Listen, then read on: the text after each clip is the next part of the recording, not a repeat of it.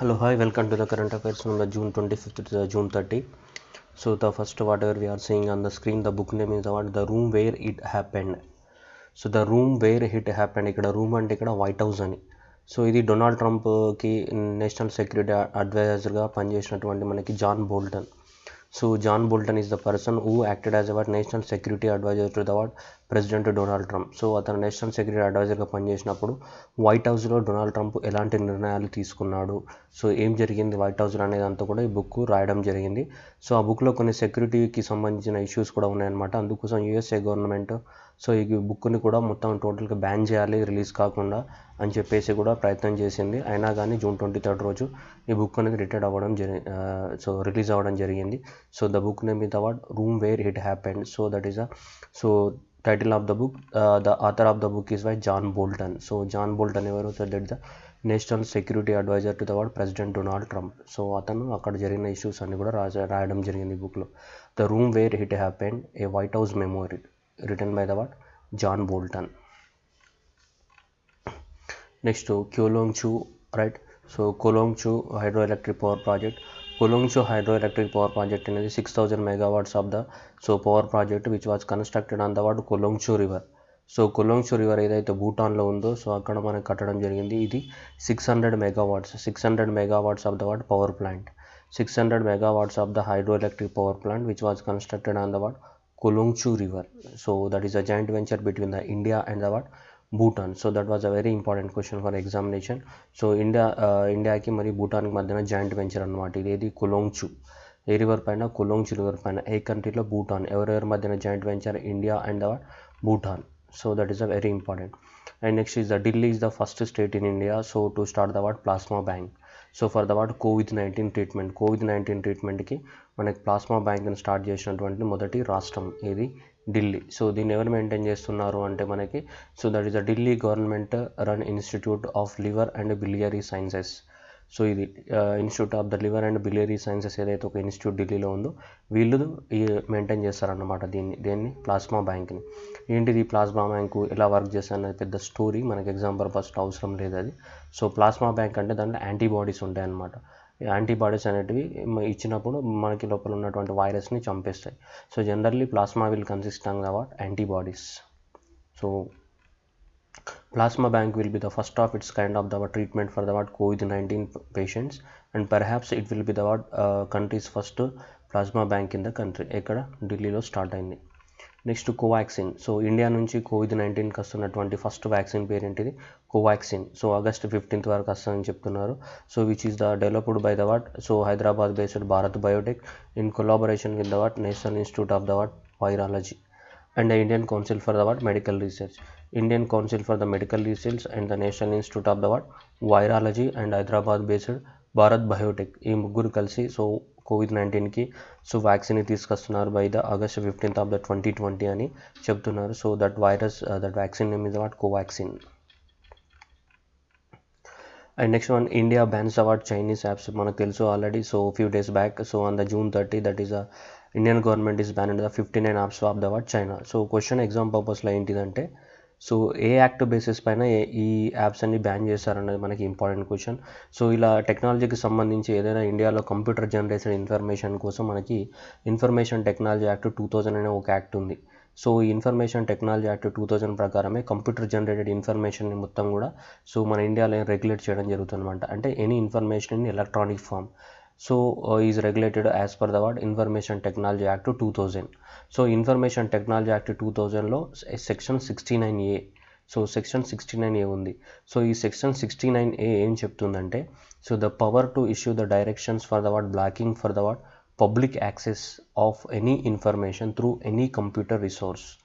So అంటే so public access లేకుండా ఏ కంప్యూటర్ ద్వారా జనరేట్ అయిన ఏ ఇన్ఫర్మేషన్ అయినా పబ్లిక్కి యాక్సెస్ లేకుండా చేయొచ్చు. సో దేని ప్రకారం? సెక్షన్ 69A ప్రకారం. ఏ చట్టం? ఇన్ఫర్మేషన్ టెక్నాలజీ యాక్ట్ 2000 ప్రకారం.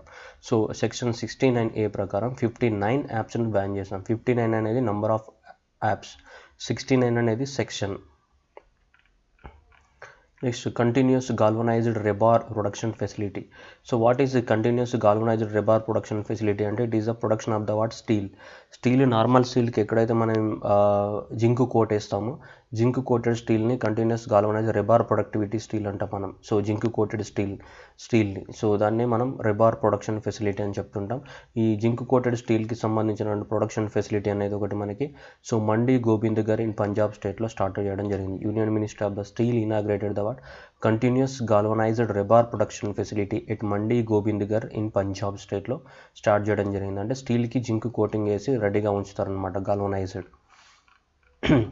Next floating rate saving bonds అనమాట. సో మామూలుగా మనం బ్యాంక్లో డిపాజిట్ చేస్తాం, లేదంటే కొంతమంది బాండ్స్ రూపంలో కూడా డిపాజిట్ చేస్తారు. సో బాండ్స్ రూపంలో డిపాజిట్ చేసినప్పుడు బాండ్స్కి టైం పీరియడ్ ఉంటుంది, fixed time period. Maybe 2 years అయినా 3 years అయినా 5 years అయినా 7 years అయినా ప్రతి బాండ్కి ఏముంటుంది, ఒక టైం పీరియడ్ ఉంటుంది. ఆ టైం పీరియడ్కి అనుగుణంగా దానికి ఫిక్స్డ్ ఇంట్రెస్ట్ రేట్ కూడా ఉంటుందన్నమాట. సో ఇంట్రెస్ట్ రేట్ మారదన్నమాట. నువ్వు 5 yearsకి ఫిక్స్ చేస్తే ఆ 5 years సేమ్ ఇంట్రెస్ట్ రేట్ ఉంటుంది. అంటే ఒక 5 yearsకి 7% ఆఫ్ ద ఇంట్రెస్ట్ రేట్తో డిపాజిట్ చేస్తే ఆ 5 yearsకి 7% ఇంట్రెస్ట్ రేట్ ఉంటుంది. కానీ ఇప్పుడు యూనియన్ ఫైనాన్స్ మినిస్టర్ ఏం చేసిందంటే అలా ఫిక్స్డ్ ఇంట్రెస్ట్ రేట్ కాకుండా ఇప్పుడు ఈ బాండ్స్ తీసుకొచ్చింది. ఏంటిది floating rates on the saving bonds అని చెప్తుంది. ఫ్లోటింగ్ ఇంట్రెస్ట్ రేట్ అంటే ఇంట్రెస్ట్ రేట్ అనేది ఎవ్రీ 6 months ఒకసారి ఏమైతే ఉంటుంది, మారుతూ ఉంటుంది. అలా 5 years మనం ఇంతకు తీసుకున్న ఎగ్జాంపుల్ ఫిక్స్ ఉండదు, అలా 5 years ఫిక్స్ ఉండకుండా సో 6 months ఒకసారి మారుతూ ఉంటుంది అనమాట. అలాంటి ఇంట్రెస్ట్ రేట్ని ఏమంటాం మనం, ఫ్లోటింగ్ ఇంట్రెస్ట్ రేట్ అంటాం. సో అలాంటి బాండ్ తీసుకురావడం జరిగింది. ఇప్పుడు July 1st నుంచి సో బాండ్స్ని ఇష్యూ చేయడం జరుగుతుంది. ఏంటిది floating rate saving bonds for the period of the 7 years. వాడికి ఎంత ఉంటుంది అంటే 7 years అనేది ఉంటుంది. 6 monthsకి ఒకసారి నీకు ఇంట్రెస్ట్ రేట్ పేమెంట్ చేస్తూ ఉంటారు, 6 monthsకి ఒకసారి ఇంట్రెస్ట్ రేట్ కూడా డిసైడ్ చేస్తూ ఉంటారు. So the interest rate on the 7-year bond will be paid semi annually on January 1st and July 1st every year. So సంవత్సరానికి నీకు 2 సార్లు ఇంట్రెస్ట్ రేట్ పేమెంట్ చేస్తూ ఉంటారు వాళ్ళు. ఇంట్రెస్ట్ రేట్ కూడా అప్పుడే డిసైడ్ చేస్తారు. ఎప్పటి నుంచి స్టార్ట్ అవుతుంది ఈ స్కీమ్, July 1st నుంచి స్టార్ట్ అవుతుంది. అంటే January 1st నాటికి ఎంత అవుతుంది, 6 months అవుతుంది. అంటే July 1st to January 1st 6 months కాబట్టి దానికి ఎంత ఇంట్రెస్ట్ రేట్ ఇస్తారంటే 7.15 ఇస్తారు.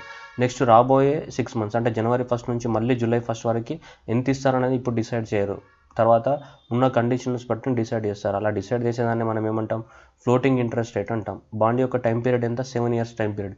ఈ 7 years పాటు 7.15% ఉందనుకోండి, అప్పుడు అది ఏమవుతుంది, ఫిక్స్డ్ బాండ్ అవుతుంది. ఇది ఫిక్స్డ్ బాండ్ కాదు, ఫ్లోటింగ్ బాండ్. అంటే for every 6 months government will fix and change the what interest rate. So ఇప్పుడు ఫస్ట్ 6 monthsకి ఎంత ఉంది, 7.5 ఉంది. ఎప్పటి వరకు ఇది, July 1st to January 1st 2021 వరకు, తర్వాత మారుతూ ఉంటుంది. సో ఇలాంటి బాండ్స్ని ఏమంటాం మనం, సో ఫ్లోటింగ్ సేవింగ్స్ బాండ్ అంటాం. ఎగ్జామ్ పర్పస్లో టైం పీరియడ్ ఇంపార్టెంట్ అండ్ ఎప్పటి నుంచి ఇష్యూ చేస్తున్నారు ఇంపార్టెంట్. అండ్ టైం పీరియడ్ ఎంత, 7 years. ఎప్పటి నుంచి ఇష్యూ చేస్తున్నారు, July 1st. Interest rate first 6 monthsకి ఎంత ఉంది, 7.15% ఉంది.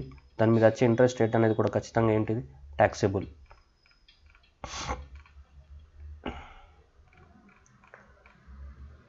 అండ్ నెక్స్ట్ వచ్చేసి మనకు ప్రపంచంలో 2 రికార్డ్స్ అనేటివి ఈ మధ్యన రికార్డ్ అవ్వడం జరిగింది. ఒకటి లాంగెస్ట్ డ్యూరేషన్ లైటనింగ్, మెరుపులు వస్తాయి వర్షం వచ్చినప్పుడు. So that is the longest lightning happened in the Brazil, 709 kilometers. ఇక్కడ మనకు కనిపిస్తుంది 709 kilometers పొడవున సో మనకు లైటనింగ్ అనేది వచ్చిందనమాట ఇక్కడ బ్రెజిల్లో. This is the longest lightning. And ఇక్కడ అర్జెంటీనాలో చూస్తే లాంగెస్ట్ డ్యూరేషన్ లైటనింగ్, మెరుపు ఎంత, 16.73 seconds ఆఫ్ ద మెరుపు అనేది మనకి ఇంత లాంగెస్ట్ డ్యూరేషన్ అనమాట వరల్డ్లోనే. ఇది లాంగెస్ట్ డ్యూరేషన్ మెరుపు ఎక్కడ వచ్చింది మనకి లైటనింగ్ అనేది, సో అర్జెంటీనాలో వచ్చింది. లాంగెస్ట్ లెంత్ ఎక్కడ వచ్చింది, బ్రెజిల్లో వచ్చింది, 709 kilometers. It was confirmed by the world meteorological department WMO which is located in the Geneva. lightning. One is the longest reported distance and another is the longest reported duration. Longest distance ఎక్కడ, బ్రెజిల్లో ఉంది. Longest duration ఉంది అర్జెంటీనాలో.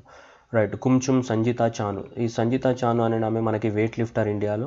So 2018లో ఈమెకి Arjun award కూడా ఇచ్చారు, సంజితా Chanu weight lifter. So ఈమె డోపింగ్కి పాల్పడింది అని ఇప్పుడు ఆరోపణలు రావడం జరిగింది. సో ఈమె 2014లో గ్లాస్కోలో కానీ 2018లో గోల్డ్ కోస్ట్లో జరిగిన కామన్వెల్త్ గేమ్స్లో ఈమె 2 సార్లు గోల్డ్ మెడల్ కూడా గెలవడం జరిగింది. సో ఈమె ఇప్పుడు డోపింగ్ ఆరోపణలు రావడం జరిగింది. ఎవరిపైన, సంజితా చాను పైన. So Sanjita Chanu is related to the what, which game, that is important. Sanjita Chanu related to weight lifting. Next, department of science and technology ఇండియాలో ఎస్టాబ్లిష్మెంట్ అయ్యి 50 years కంప్లీట్ అయింది.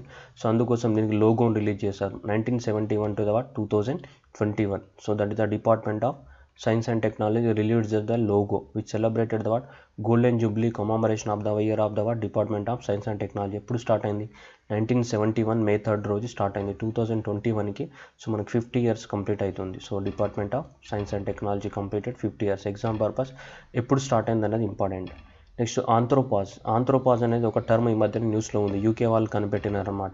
సో లాక్డౌన్ వల్ల మనమేమో ఇళ్లలో ఉన్నాం, యానిమల్స్ ఏమున్నాయి బయట ఉన్నాయి. సో కాబట్టి లాక్డౌన్ యొక్క ఇంపాక్ట్ అనేది అదర్ యానిమల్స్ పైన ఎలా ఉంటుంది అని స్టడీ చేసేదాన్ని ఏమంటున్నాం మనం ఆంథ్రోపాజ్ అని చెప్తున్నాం.